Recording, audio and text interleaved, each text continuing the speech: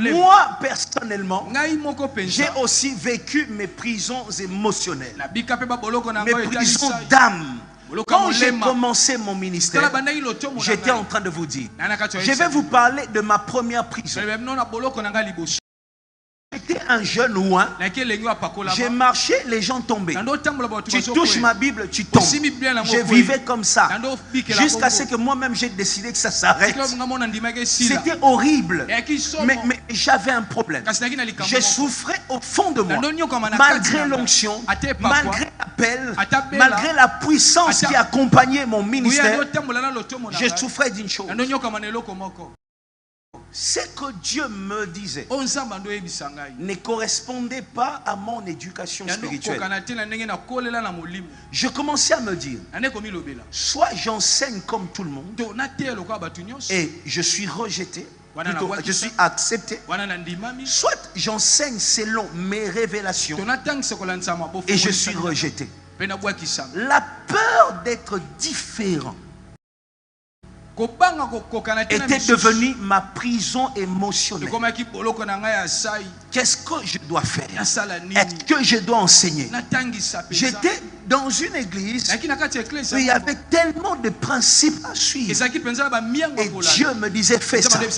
Dieu me disait fais ça. Parfois lorsque j'agissais, à la fin du culte, il y a des gens qui venaient me voir pour me dire on ne fait pas comme ça. Et moi j'ai dit, Dieu m'a dit de le faire.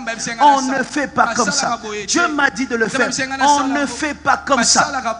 Je me souviens encore, quelqu'un est venu me dire, on ne dit jamais je te délivre. Il faut dire Dieu te délivre au nom de Jésus. Mais je dis, mais moi j'ai lu dans la Bible, Jésus dit, je vous ai donné les pouvoirs. Parce que j'ai les pouvoirs, je peux agir. La personne m'a dit non. Il faut dire, Jésus-Christ te délivre. Ne dis jamais, toi tu ne peux pas. J'ai dit, mais j'ai le pouvoir. C'est écrit dans la Bible. J'ai vécu comme ça.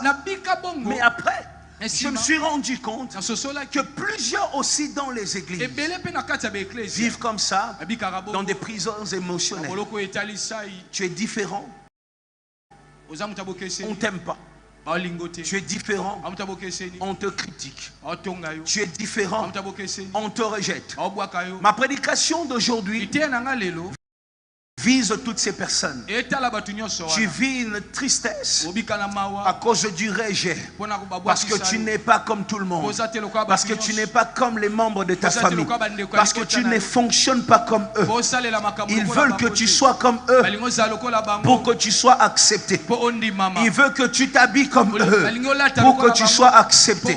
Ils veulent que tu parles comme eux pour que tu sois accepté.